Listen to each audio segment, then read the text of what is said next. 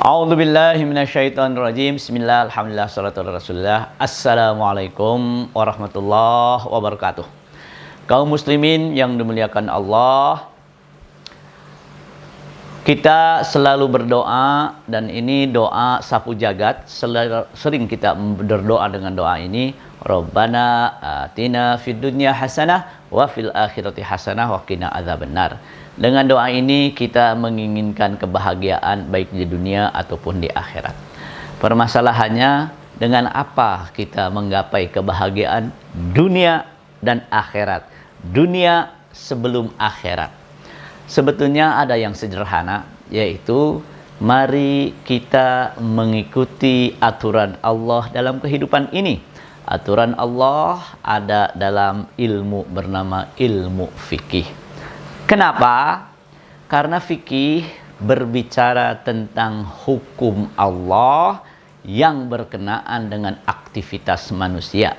Dalam definisi berbahasa Arab disebutkan al-ilmu, ilmu bil ahkam, tentang hukum asyariyah. Asyariyah itu hukum syariat, asyari adalah Allah, maka fikih berbicara tentang hukum Allah.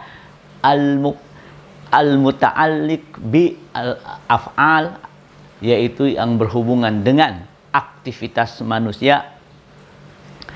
Al-muktasabah, yang disimpulkan dari al-muktasabah min adillatiha at-tafsiliyah, yang disimpulkan dari dalil-dalil secara terperinci. Maka hadirin rahimakumullah, secara singkat fikih berbicara tentang hukum Allah yang berkenaan dengan aktivitas manusia. Masalahnya, bagaimana fikih membahagiakan kita di akhirat? Karena fikih berbicara tentang hukum, dan hukum itu diantaranya ada wajib, diperlakukan berpahala, ditinggalkan berdosa. Pahala dosa urusan akhirat. Haram, dilakukan berdosa, ditinggalkan berpahala. Pahala dosa urusan akhirat. Sunnah, dilakukan berpahala, ditinggalkan tidak dosa, tapi rugi, nggak dapat pahala. Dari sisi ini fikih menjanjikan kepada kita kebahagiaan di akhirat. Yang sisi kedua, di mana fikih membahagiakan kita di dunia? Karena dalam fikih ada sisi bernama maqasid syariah. Apa itu maqasid syariah? Secara singkat, Allah tidak pernah menyuruh kepada kita sesuatu aktivitas kecuali di balik perintah tersebut adalah kebaikan.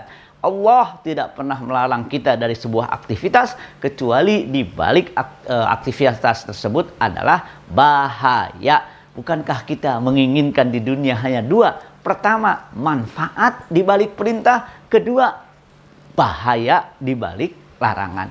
Maka fikih menjanjikan dua, kebahagiaan dunia dan akhirat.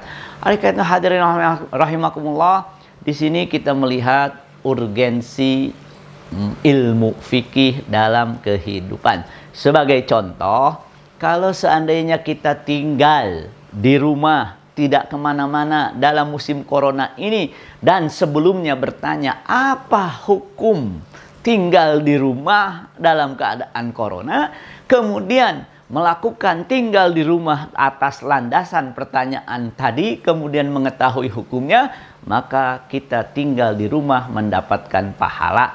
Karena innamal a'malu binniyat, innamal a'malu binniyat, hukum dan pahala dari amal kita tergantung niat. Tidak akan ada pahala kalau tidak ada niat. Oleh karena hadirin rahimakumullah, adalah sangat rugi seandainya kita hidup di dunia ini tanpa ada landasan fikih, sehingga kita tidak ada harapan pahala di sisi Allah setelah kematian nanti. Yang kedua, kita tidak bisa berharap atau tidak mempunyai harapan bahagia di dunia ini. Mudah-mudahan Allah SWT kuatkan iman kita, sehingga kita setelah mengetahui hukum-hukum dalam fikih bisa melakukan apa yang kita ketahui. Barakallahu li wa lakum. Assalamualaikum warahmatullahi wabarakatuh.